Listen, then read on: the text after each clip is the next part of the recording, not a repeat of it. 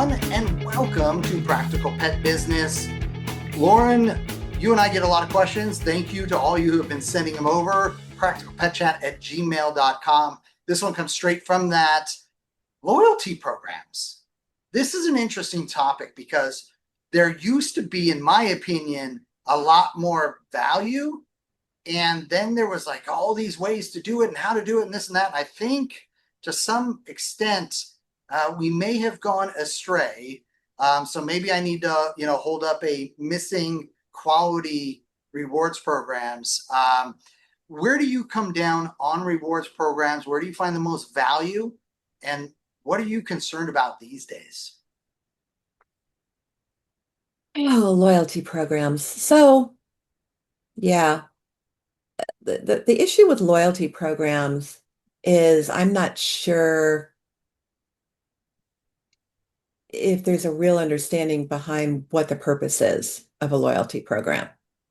It's not a reward program. It's a inspiring someone to stick with a particular retailer. And yes, there is a reward in the end, but it has to be a significant reward. And as an example, there are brands that are part of loyalty programs and it's the same discount every month. And you start looking at that and it's like, well, because you're part of this program, then we're going to give you $3 off of this every time you buy it. Just make the price $3 off. It's never not that. Right. That's not a loyalty program. That's just a way to measure traffic. And I think there's better ways to do that too. When I had my store, so when I opened up, I didn't have a loyalty program at first. Um, too many other things were going on. It was a brand new store, hadn't thought about that yet. A new customer came in. He bought some food and he goes, "Do you have a loyalty program?" No, but what a great idea. Duh. So I put my own loyalty program together. And I will tell you that in the years to come, I stuck with that loyalty program. And I'm not going to talk about exactly what it was, but other companies create loyalty programs. There's multiples out there. And manufacturers sometimes work with them, sometimes don't. However that they're set up, it's a data gathering opportunity. This is my biggest issue with them. I don't think a company should have access to my loyal customers' information. I don't think that should be an option. If the only thing they tracked was the purchase, that would be one thing. But so many organizations out there, companies out there track information about the person who signed up that I'm just not comfortable with. So I had my own program, and where the manufacturers had theirs, buy 10, get the next one free, buy 12, get the next one free, whatever it was, I was able to double dip because the manufacturer still did theirs. And my internal one, I got to make the call on that. So how I worked it out was the parameters that I set. We tracked both. We didn't provide information to manufacturers that was sensitive. People had the right to opt out and still could participate. Um, and I'll tell you that over the years, it it was a difference maker. It was what kept people coming to my store. It was my own personal loyalty program. It couldn't be touched. It couldn't be beaten. Um, Competition would call distributors and rail on the phone about why was the manufacturer paying for this store and they weren't part of it. Well, because the manufacturer is not, that's their own internal loyalty program. And it truly, I mean, we measured response ourselves over the years of people who moved to 30 minutes to an hour away and still came because it was untouchable. They got to double dip. They got the manufacturers and they got ours. And it was unbeatable for that reason. And for me, it was my loyalty program was such that because I had a lot of people who would say, how did you afford to do that? Well, that was my advertising budget. That was on my line item. That was my promotional advertising budget internally for the store. And so super easy to track, super easy to account for the accountant. And it killed it for us. It was amazing. I like loyalty programs when they're utilized as loyalty, Right. not when they're utilized as data gathering and a cannibalization of a brand um, based on traffic or sales or purchase of a particular item and not for I feel like a loyalty program should incorporate the retailer closely. So manufacturers create loyalty programs a lot of times and they don't tie that specifically to the individual retailer, and I think that's a mistake. And it's gotten away from that. There were a lot of things that I was able to do with manufacturers that I said, listen, I have my own program. If you don't do one, that's fine. I do one. But if you do one, I let people double dip. Do you have a problem with that? No. And in fact, we'll let people know that. It's Yeah. okay, fabulous. So there was a lot of, it was very symbiotic. And I just don't see it that way. The brands are focused on themselves. The stores are focused on themselves. The customers are focused on themselves because none of it ties together. Yeah. And the things that you brought up you brought up a lot there, but Sorry. no, that's okay. But so important. And as someone who has participated in many of those, and I found myself basically getting out of a number of those programs these days. Listen, I totally get it. Data is everything. Everywhere you go, there just seems to be this goal of every business to collect as much data as possible. I understand that. I respect that. What I don't want is for it to become the impetus for me to have somehow given you the permission to send me stuff from people I don't want to be hearing from. And Right. all too often these days, that's what I'm seeing and what I'm hearing. Just because I bought something one time does not mean I want 53 different offers and you to sell or hand off my information to 25 other things. And I think that has been lost as we've evolved. I really like what you said about specific to the business. There is one establishment I used to go to specifically because my 11th meal was always free. It wasn't ridiculous. I still had to get 10 to get to the 11th. And I appreciated they did that. They switched over to one of these systems. And oh, isn't this great? Because you're now going to get points for our conglomerate of restaurants and this and that. Except that it got so overwhelming so quick. I literally, and when I say overwhelming, not tracking, tracking's easy, right? I go scan my code, boom. What I mean by overwhelming is now getting all these offers. And if you come in now from places I've never been to, and I understand that may be part of it, but let's think about that, right? How many restaurants are there out there? I'm not asking for every day as lunch is approaching 17 texts and faxes and notifications. I have to because I've got a world of my own. Shut those all off. Otherwise, I'm hearing ding, ding, ding. Like, what's the point? But what that created was I no longer felt the connection to that place. I still eat there, but I will tell you, to your point, not nearly as often as I did when they would take out the little rubber stamp and stamp the Mm-hmm. card, as opposed to, oh, we've made it so much easier for you. Now you just, open up your phone and you scan your thing and boom, it's, going to register it. And if you eat at these other places, it'll add up quicker, which by the way, my going there 10 times became, well, you now need 25 points for that one. Right. Well, if I'm not eating at any of these others, you just really made it so that I'm not getting a reward anytime soon.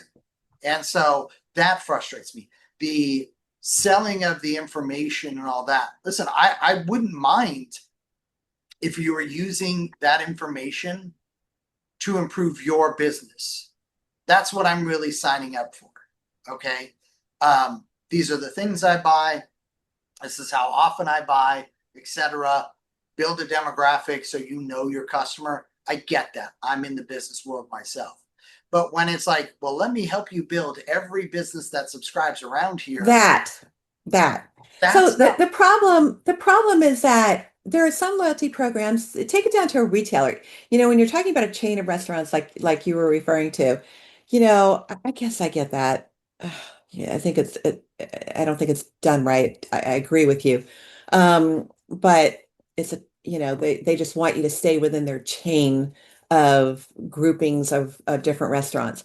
But when you can go to a retailer and make a purchase and then go to a completely different retailer and make a purchase of the same item and get rewarded when I maybe have never walked into that retailer, right? Right. That's weird. It's like I was shocked. I went into a retailer that wasn't in my area to buy some food and I've never bought from there before. She goes, well, let me see if you're in the system. So I gave her the phone number. What the heck? She goes, oh, well, you're due for your free one.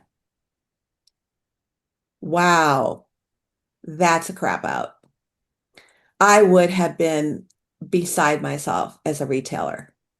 So you're not creating loyalty for me as the retailer. You're creating loyalty to the brand, which I get, but there is a way to do it all together. The other part of it too is what really is upsetting when you talk about the stuff that you get, that's sent to you.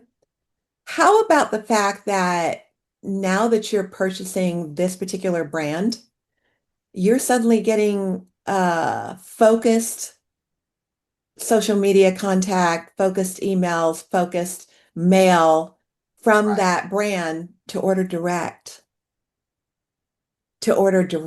from them rather than go to the independent retailer or to whatever retailer that it doesn't matter what it is. It doesn't have to be the pet industry. It can be anything. Whatever retailer that you've been loyal to, because remember, the word here is loyal, then, well, you don't need to be loyal.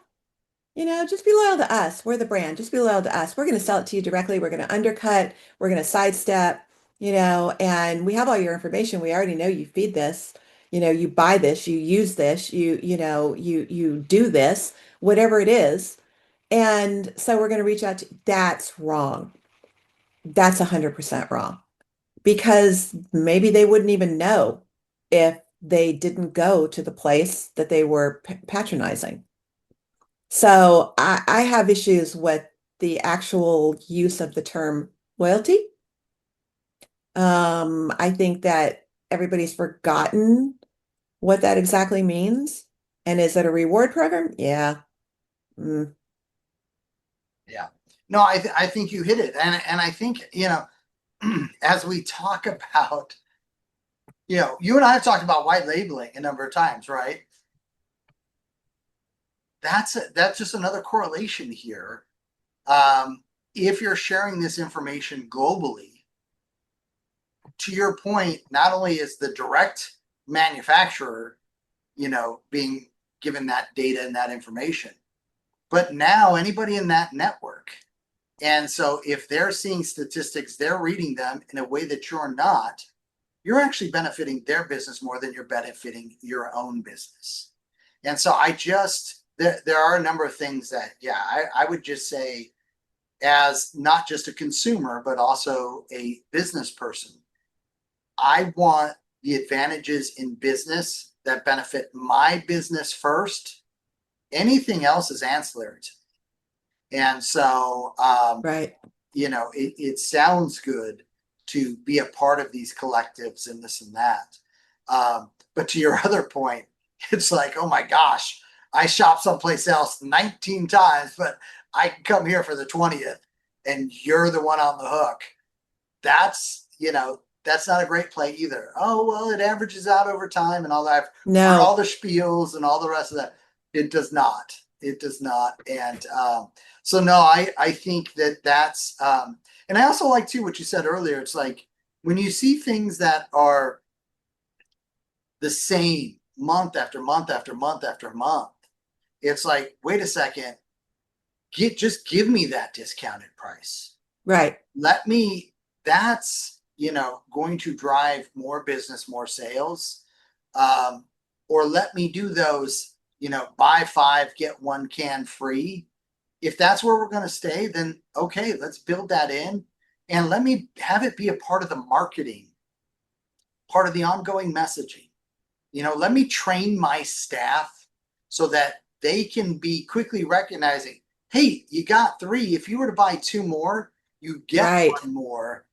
Now all of a sudden I'm benefiting everybody in the process without the additional, oh, well, you got to qualify under the, do you have your signed up for your rewards card or you're this or that?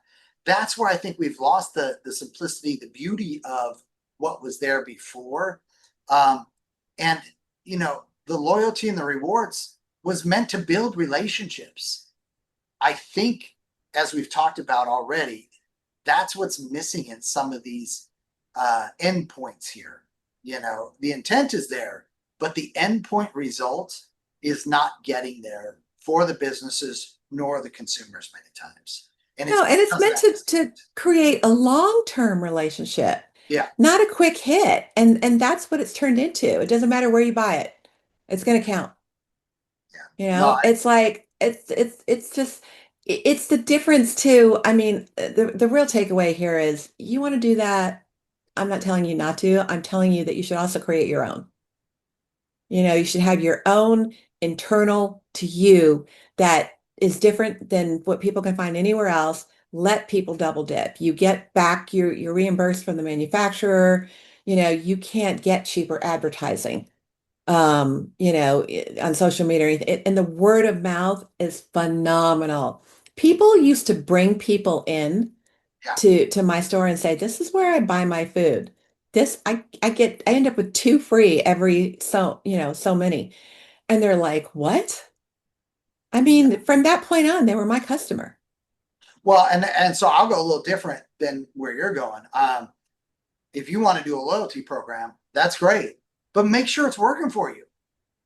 Just like Right. everything else in your store that you're looking, is this moving? Is this, something my customers want?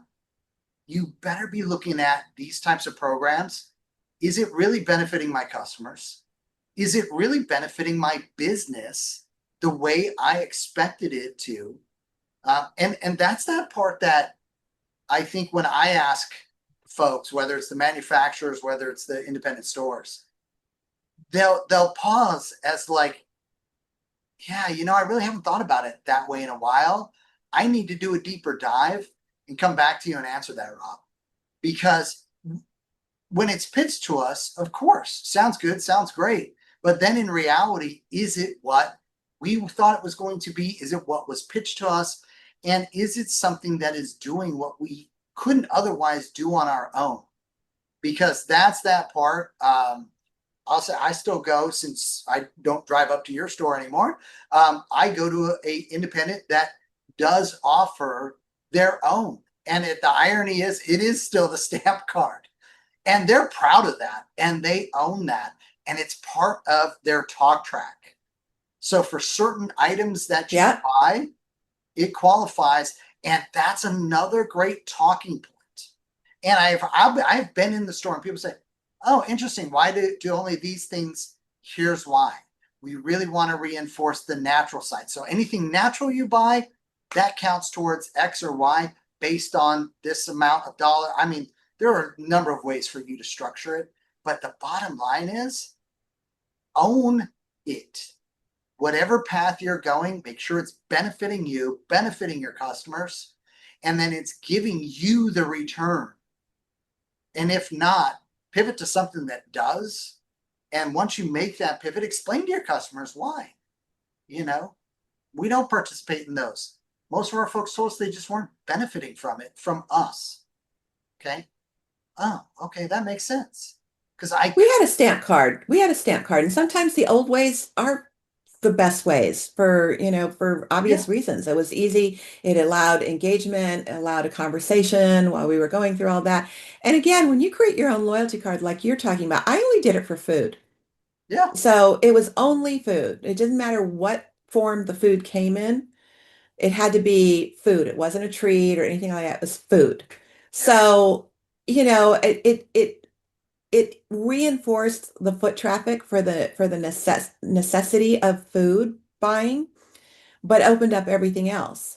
And so, everything that was Keystone was not part of the loyalty thing, and I've been in the businesses where it's you buy so much, every so much that you buy, you get this, and it's like, God, that's hard to track. And not everything is equal. I mean, just it isn't. And right, and I found that by making it food, the numbers of food manufacturers that were thrilled at what they saw in turnover of food. I mean, for God's sakes, food flew out of our store like crazy. And and they were like, better deals, the more you sell, the better the deal. So you get to it just the whole thing dominoes into other things. So I really think that, if you got a reward program in place now, that's great. Create your own loyalty program. Something that works for you, that is specific to what is important to you, that you can, it doesn't have to even be a lot to start with. It can be a genre, it can be a category, it can be, whatever, like the natural. I love that, by the way. That's a brilliant thing to push people towards the natural. But whatever you want it to be, that's the beauty of it because you own it. right. Well, and I'll just say this to wrap things on my side. Whatever you do, keep it simple. Keep it Don't simple. make it so complex that you need a scorecard or a system to be Hmm. able to understand it. It should be very easy to understand, not just by your staff and yourself, but by any customer walking in. If it takes too much explanation, it's probably not going to benefit Right, anybody. That's not what you want to be spending your time doing. right. So, all right, folks. Hey, we know you've got a lot on your plate. You got a lot to do running your businesses. Thank you so much for spending the time you do with us. Send us your emails. Let us know what your experiences have been, what you like about your programs, what you'd love to change, any thoughts, any ideas. Practicalpetchat@gmail.com. As always, thanks for joining us here on Practical Pet Business. Thanks, guys.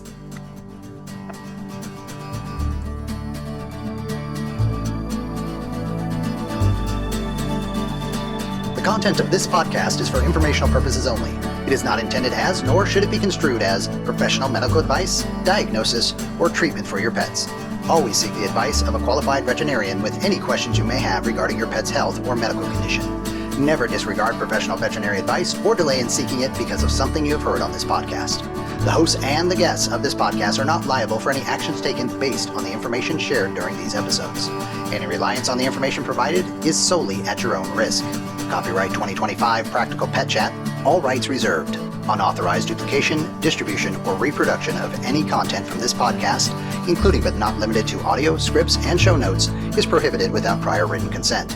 The opinions and views expressed by the host and guests are their own and do not necessarily reflect the views of Practical Pet Chat.